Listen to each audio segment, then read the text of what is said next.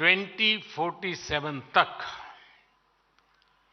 विकसित भारत बनाने के लक्ष्य को लेकर आगे बढ़ रहा है। इस लक्ष्य की प्राप्ति में मोबिलिटी सेक्टर एक बहुत बड़ी भूमिका अदा करने वाला है।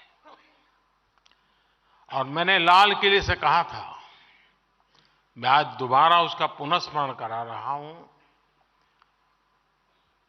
उसमें मेरा एक विजन भी था, मेरा विश्वास भी था। और वो विश्वास मेरा अपना नहीं था, 140 करोड़ देशवासियों का सामर्थ्य के कारण वो विश्वास शब्दों में प्रकट हुआ था।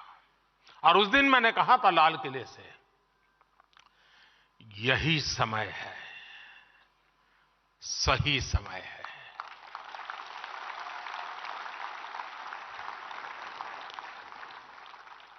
ये मंत्र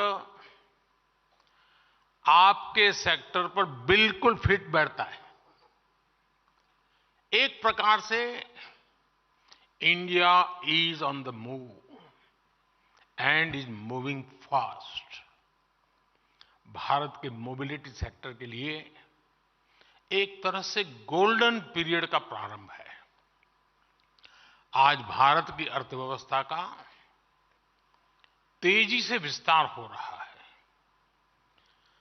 और जैसा मैंने पहले कहा, हमारी सरकार की तीसरे टर्म में भारत का दुनिया की तीसरी सबसे बड़ी अर्थव्यवस्था बनना तय है।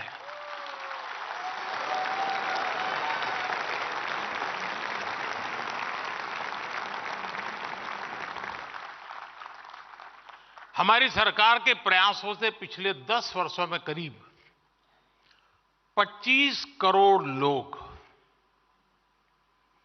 गरीबी से बाहर निकले हैं।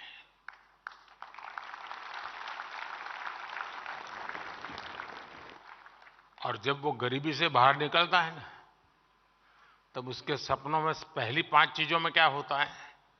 एक आप होते हैं।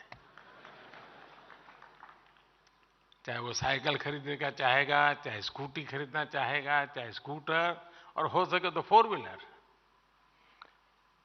उसका पहला ध्यान आप ही पर जाने वाला है।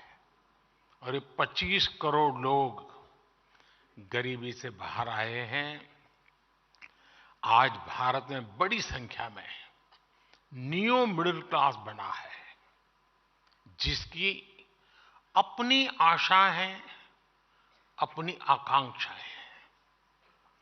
शायद एस्पिरेशन का लेवल उस सोसाइटी में होता है, उस इकोनॉमिकल स्ट्राटा में होता है, वो शायद ही कहीं और होता है। जी, जैसे व्यक्ति के जीवन में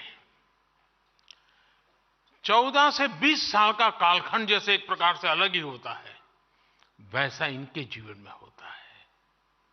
और इसको अगर हम एड्रेस करते हैं तो आप कल्पना कर सकते हैं हम कहां से कहां पहुंच सकते हैं। जी, ये न्यू मिडिल क्लास, उसके एस्पिरेशंस, और दूसरी तरफ आज भारत में मिडिल क्लास का दायरा भी बहुत तेजी से बढ़ रहा है।